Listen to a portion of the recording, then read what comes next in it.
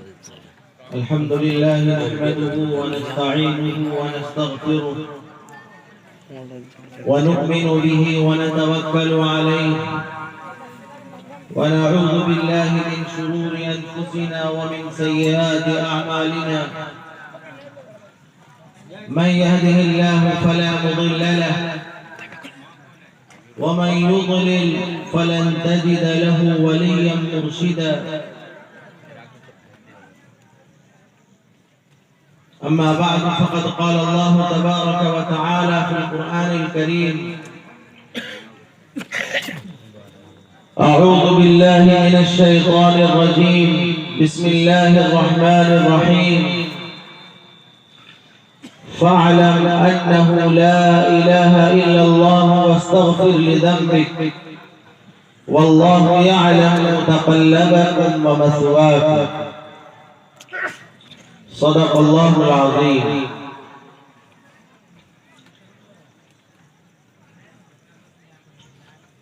Stage पर मौजूद मुअज़्ज़ज़ उलमाए किराम, हिंदुस्तान के मशहूर आलिम दीन नामवर फ़क़ीह हज़रत मौलाना मुफ्ती अमानत अली क़ासमी साहब दामत बरकातहू, उस्ताद व मुफ्ती दारुल उलूम वक़्फ़ देवबंद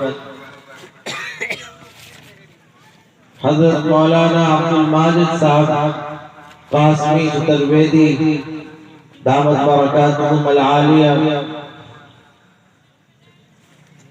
हज़रत मौलाना सिराजुद्दीन साहब, हज़रत मौलाना अब्दुल गफूर साहब और इस अमगंडा से ताल्लुक़ रखने वाले हमारे अजीज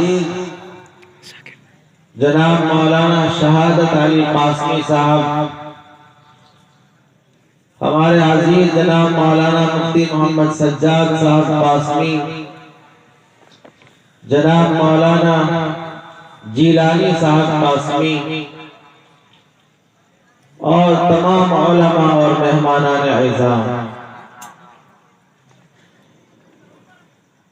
मेरे लिए बहुत ही शरफ की और सआदत की बात है कि मैं आज यहाँ हाजिर हुआ। दारुल उलूम वक़्फ़ देवबंद में मुख्तलिफ इलाक़ों के बहुत सारे बच्चे पढ़ते हैं, उनमें बहुत सारे ऐसे खुशनसीब बच्चे भी होते हैं जो अपने असातिज़ा से बड़ा करीबी ताल्लुक़ रखते हैं। असातिज़ा सिर्फ उनके ज़िला का नाम याद रखता है, बाकी गांव का नाम याद आम तौर से नहीं रहता।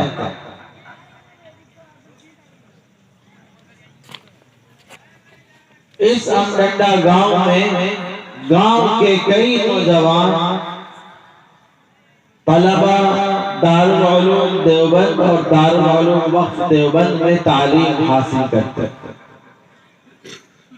उन्हीं में से हमारे अजीज गिरामी कद्र जनाब मौलाना शहादत साहब क़ासमी भी हैं, उन्हीं में जनाब मौलाना जिलानी क़ासमी साहब भी हैं और हमारे अजीज गुलाम मुस्तफ़ा भी हैं जो अभी ज़ेरे तालीम है, पढ़ रहे हैं।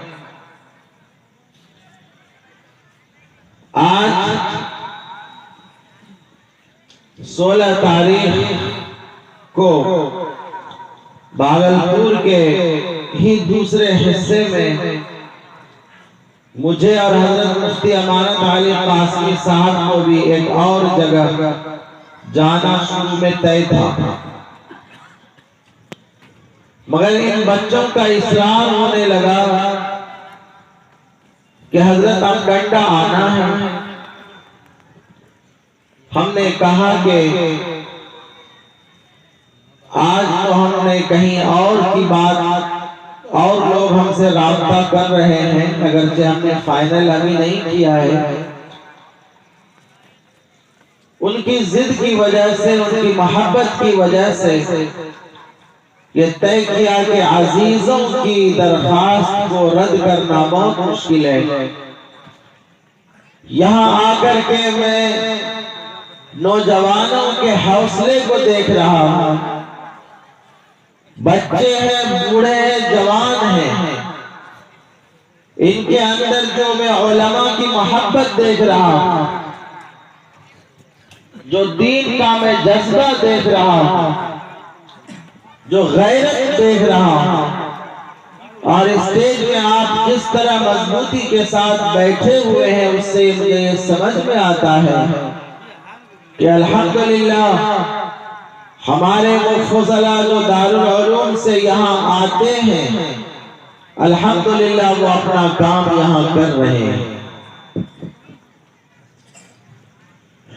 हमारे अभी आप अल्हम्दुलिल्लाह कई बड़े उलमा हैं जिनकी बातें सुनेंगे। मुसलमानों,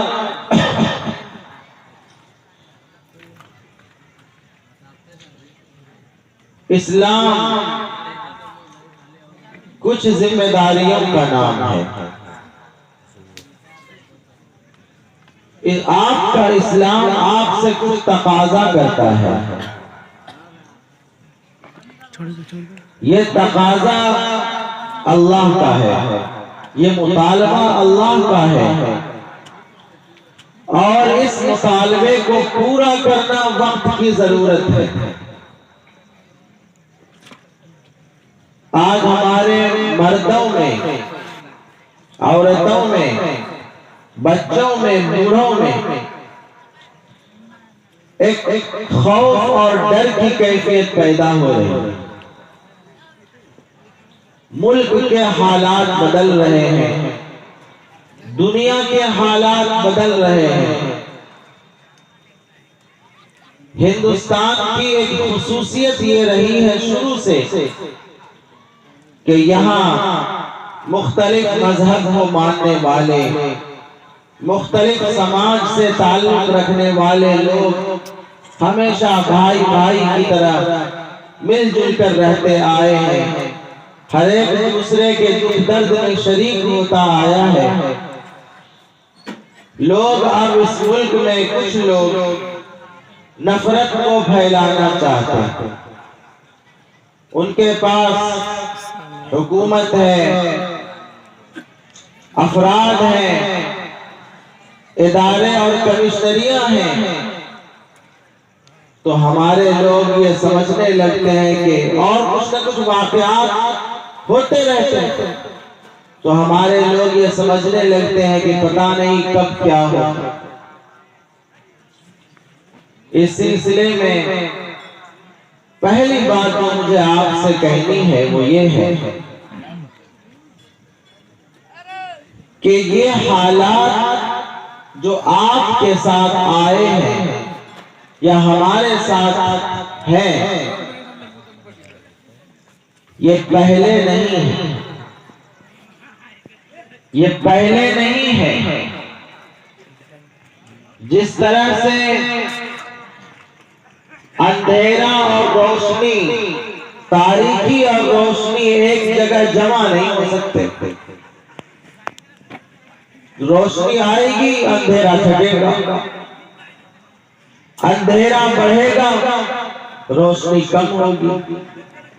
ठीक इसी तरह ईमान और कुफ्र और शिर्क, आप ईमान को जानते होंगे, ये अकीदा रखना कि अल्लाह एक है, उसके सिवा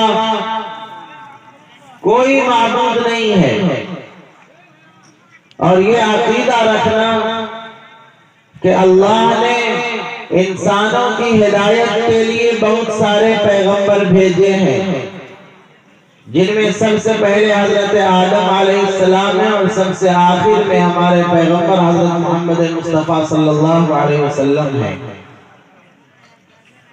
ये अकीदा रखना कि अल्लाह ताला ने अपने अंबिया पर बहुत सी किताबें भी उतारी हैं।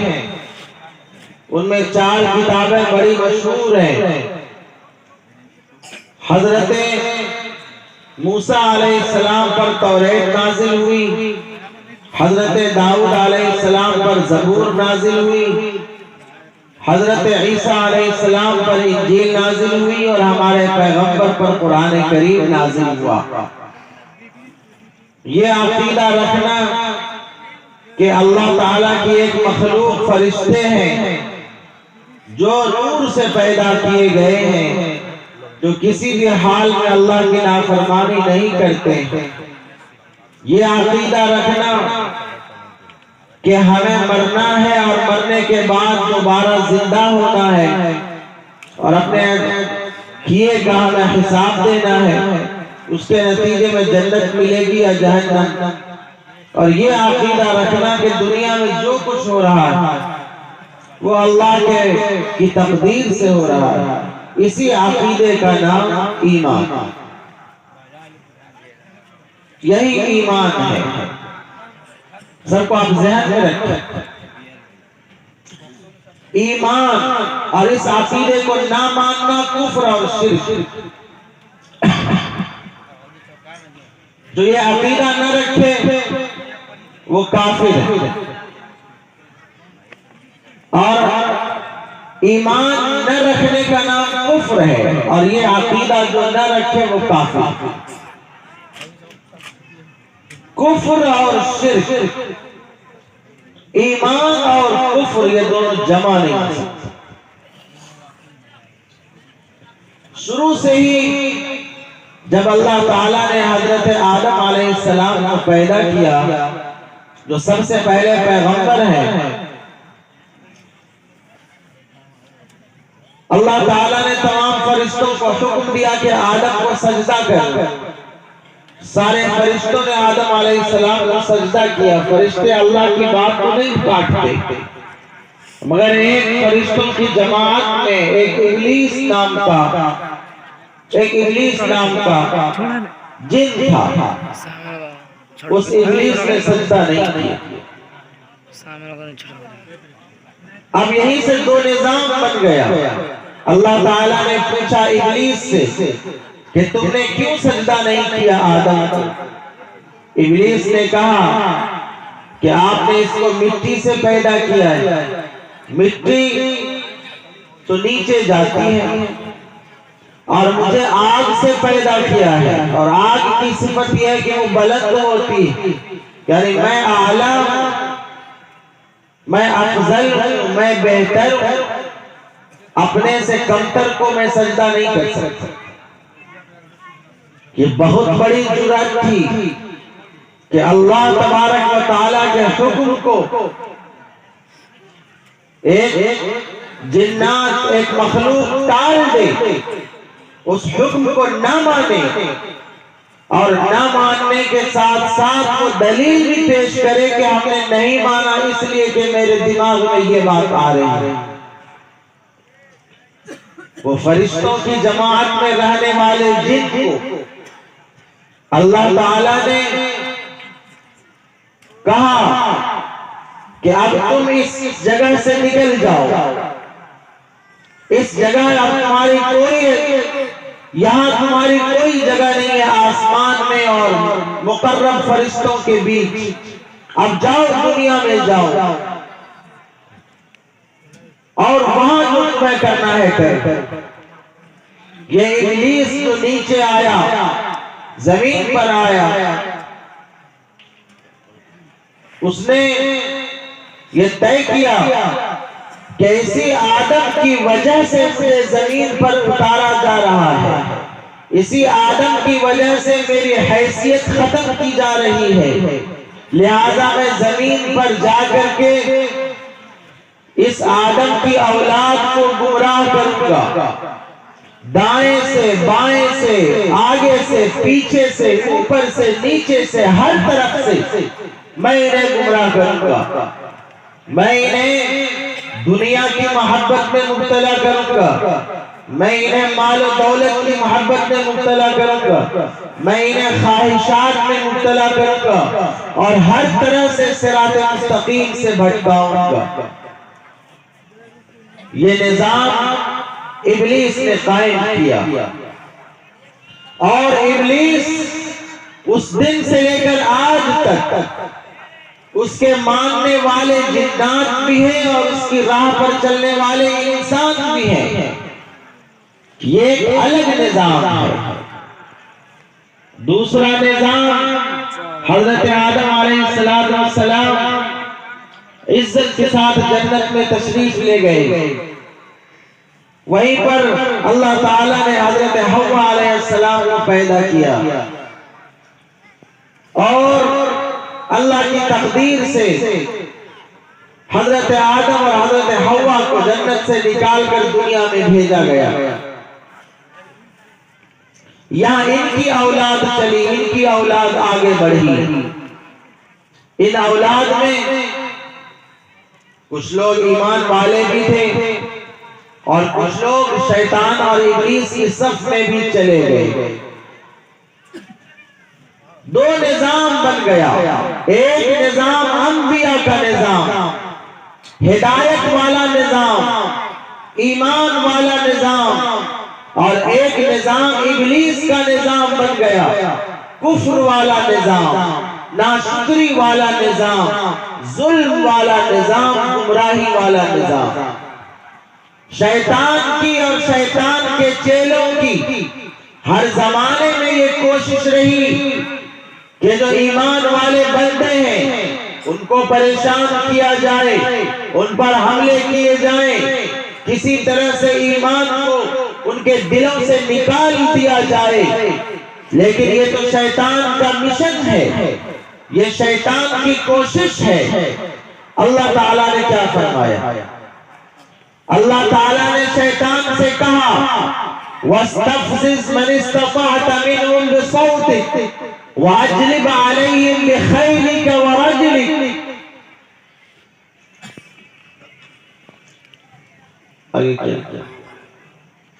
वस्तफ़ज़िज़ मन इस्तताअत मिनहुम बिसौतिक वअजलिब अलैहिम बिखैलिक वरजलिक वशारिकहुम फिल अमवालि वल औलादि वइदहुम वमा यइदुहुम अश-शैतानु इल्ला गुरूरा। अल्लाह ने कहा, तुम जितना शोर मचा सकते हो मचाओ। अल्लाह ने इब्लीस से कहा, तुम जितना शोर मचा सकते हो मचाओ,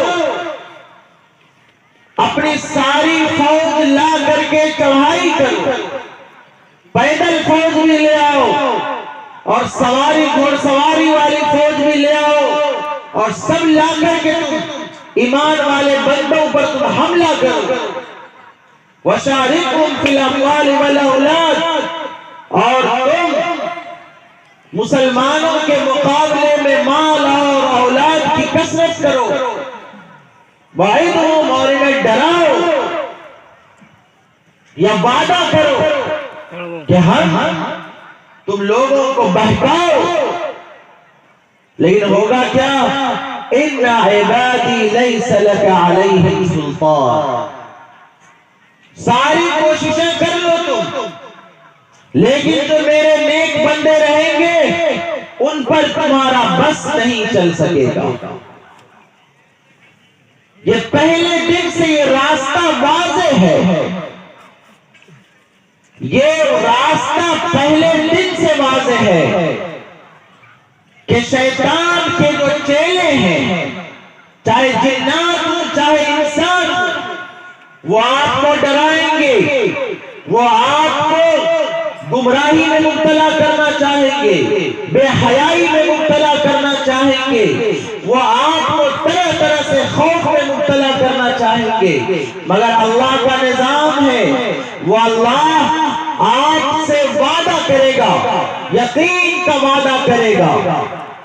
अल्लाह वादा करेगा आपसे कि अगर तुम अल्लाह पर भरोसा करने वाले हो, कोई तुम्हें नुकसान नहीं पहुंचाएगा। अल्लाह वादा करेगा कि अल्लाह की मदद आपके पास आएगी। अल्लाह वादा करेगा कि अल्लाह का फजल, अल्लाह का इनाम आप आपके पास आएगा। कुरान करीम की एक दूसरी आयत में इरशाद फरमाया, अश-शैतानु यअिदुकुमुल फ़क़्र व यअमुरुकुम बिल फ़हशा। शैतान तुम्हें डराएगा, गरीबी से डराएगा कि अगर ईमान पर कायम रहोगे तो तुम्हारे जमीन और जायदाद को हड़प लिया जाएगा, तुम्हारे दुकानों को हड़प लिया जाएगा, तुम्हारे बिजनेस को नहीं चलने दिया जाएगा, दंगे होंगे, फसादात होंगे। शैतान डराएगा। वयअमुरुकुम बिल फ़हशा, और वो तुम्हें वो बेहयाई में मुब्तला करने की तरगीब देगा, मुब्तला कर बेहयाई में लगाने की कोशिश करेगा। लेकिन वल्लाहु यअिदुकुम, अल्लाह आपसे वादा कर रहा है मग़फ़िरत का। अल्लाह का ये वादा है कि तुम ईमान पर कायम रहो। अगर कुछ गुनाह भी हो गए, कुछ कोताही रह गई, कुछ लापरवाही हो गई, अल्लाह माफ करेगा। वफ़ज़ला, अल्लाह वादा कर रहा है फजल का, इनाम का, एहसान का, करम का, कि जो लोग ईमान पर कायम रहेंगे अल्लाह उनके साथ फजल का मुज़ाहरा करेंगे, इनाम का मुज़ाहरा करेंगे। वल्लाहु गनीयुन हमीद, वल्लाहु वासिउन अलीम। अल्लाह बहुत मुशादा इनाम वाला। तो मुसलमानों, पहली बात तो मुझे ये कहनी है कि मौजूदा हालात की वजह से खौफ नहीं पैदा होना चाहिए। आपको अपने रब पर भरोसा होना चाहिए। अल्लाह तबारक व तआला का आपको शुक्रगुजार होना चाहिए कि अल्लाह ताला ने आपको ईमान वाला बंदा बनाया,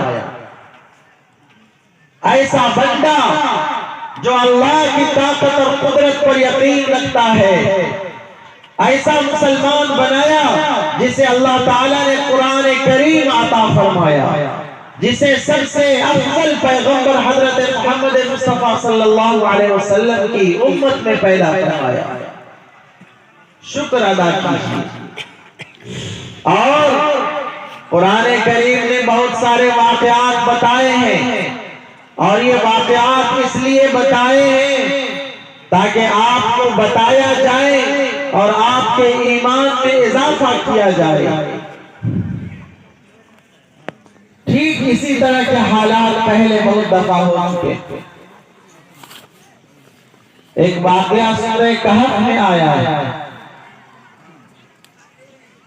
सूरह कहफ 15वें पारे में एक सूरत है कि एक मुल्क के अंदर एक बादशाह आ गया।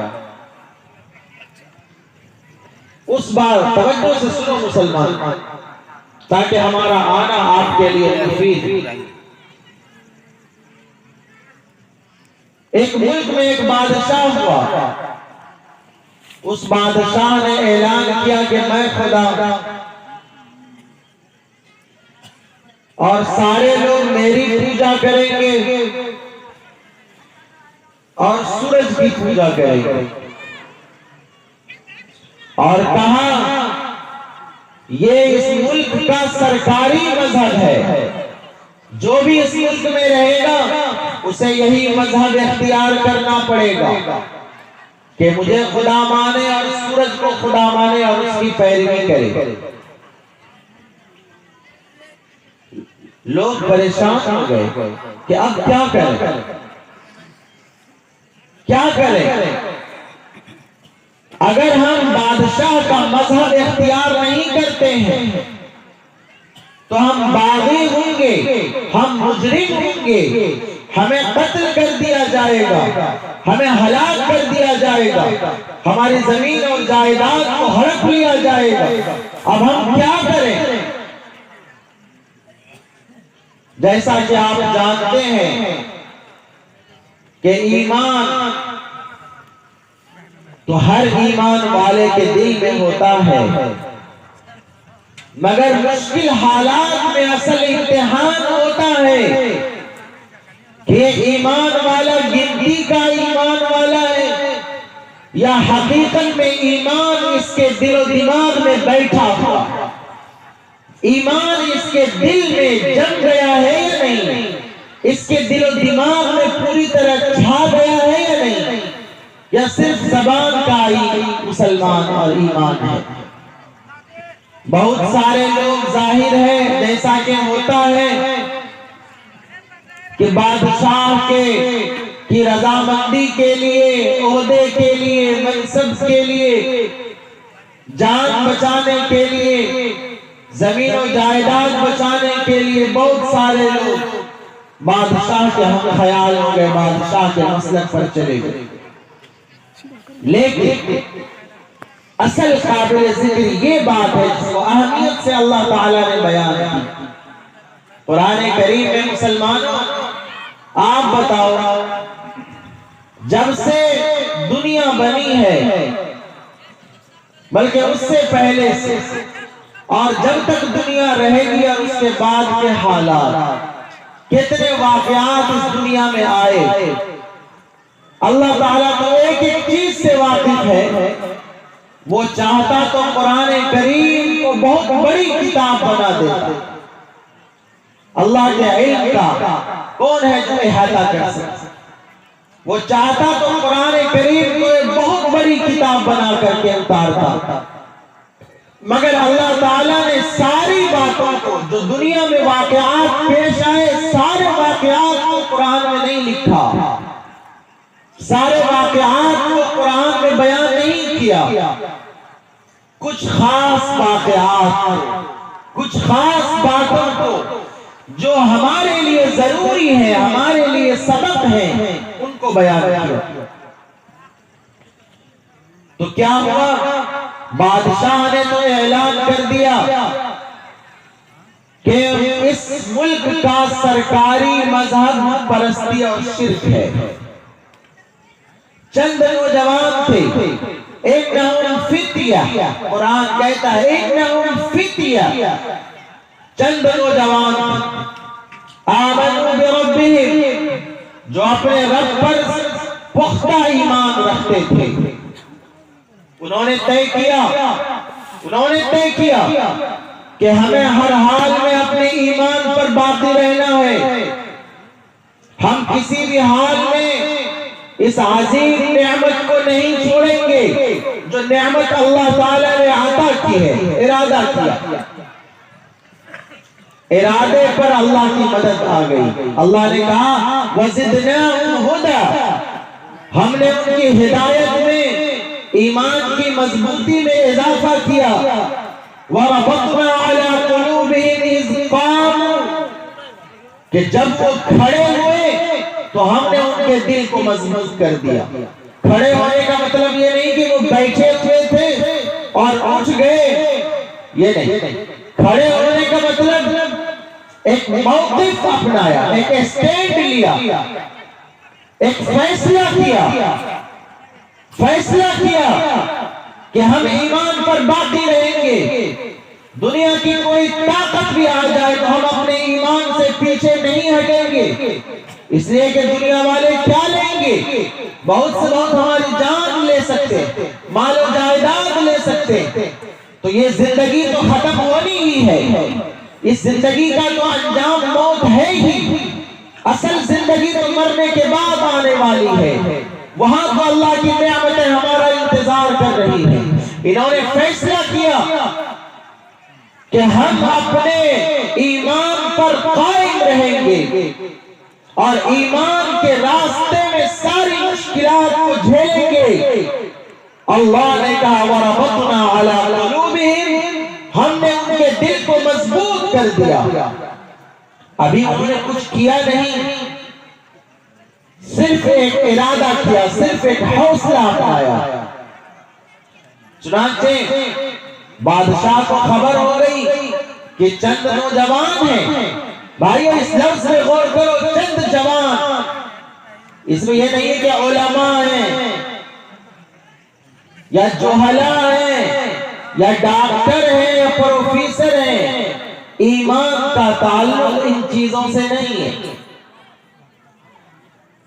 ईमान वाला आलिम भी हो सकता है, ईमान वाला जाहिल भी हो सकता है, ईमान वाला डॉक्टर भी हो सकता है और ईमान वाला पेशेंट और मरीज भी हो सकता है। ईमान का ताल्लुक इन ओहदों से नहीं। अल्लाह कह रहे हैं फितिया, ये चंद नौजवान थे, ये नहीं कहा कि उलमा थे। असल वहां पर ये है कि हौसला वाले नौजवान थे। उन्होंने तय कर लिया कि हमें अपने मौके पर जमे रहना है। बादशाह को खबर हो गई, बादशाह ने बुलाया, कहा कि भाई क्या मामला है तुम्हारा?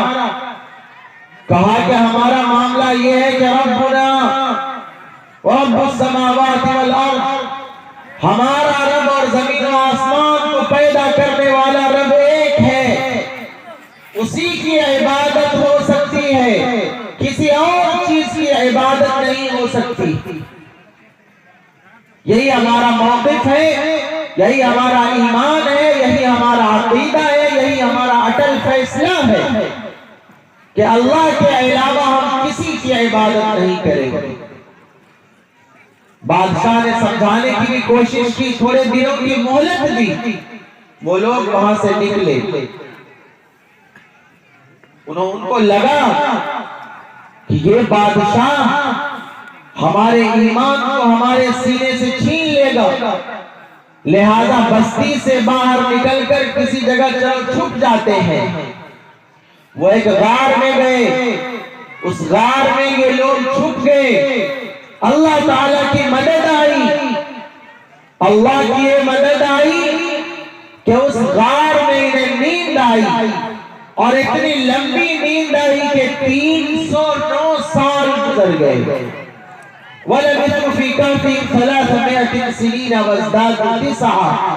309 साल। अल्लाह की कुदरत से कोई चीज बड़ी नहीं है।